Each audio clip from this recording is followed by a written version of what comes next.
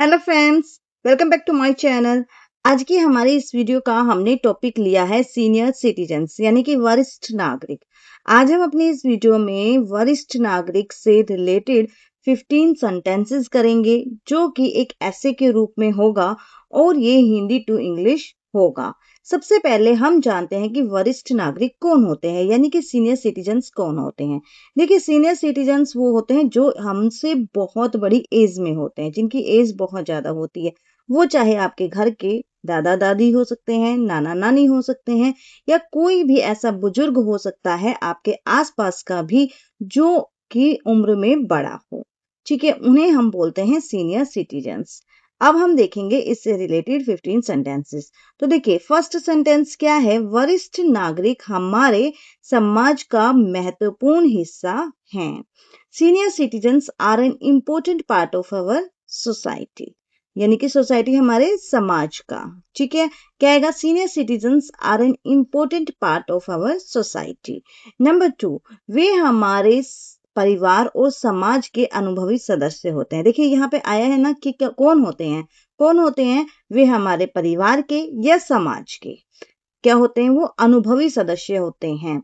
They are experienced member, यानी कि experienced member का मतलब जो बहुत ज्यादा अनुभवी हो, of our family and society. Okay friends, clear?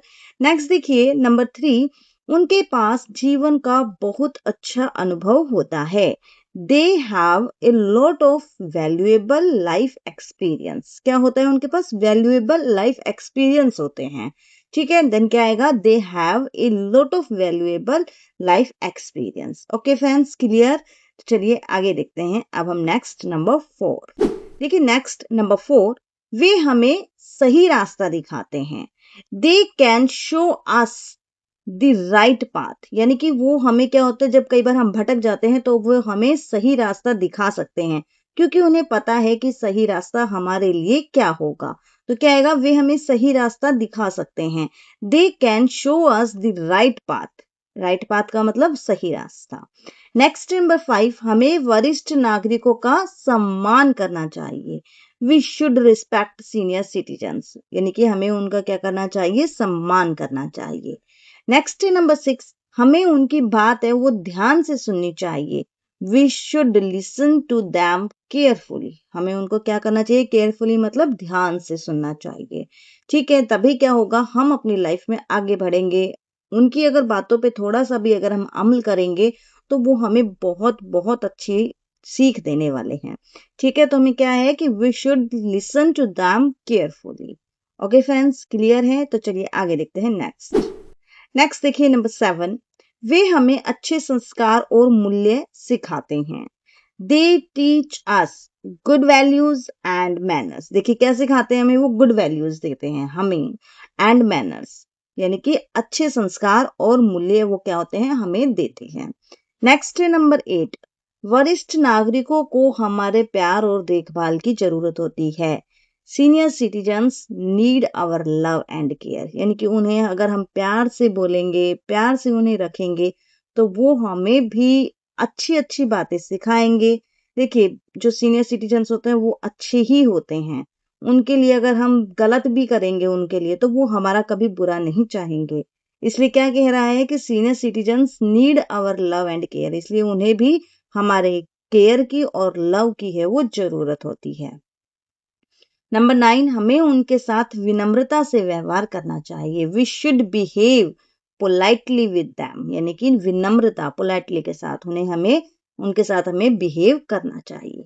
Okay friends, clear?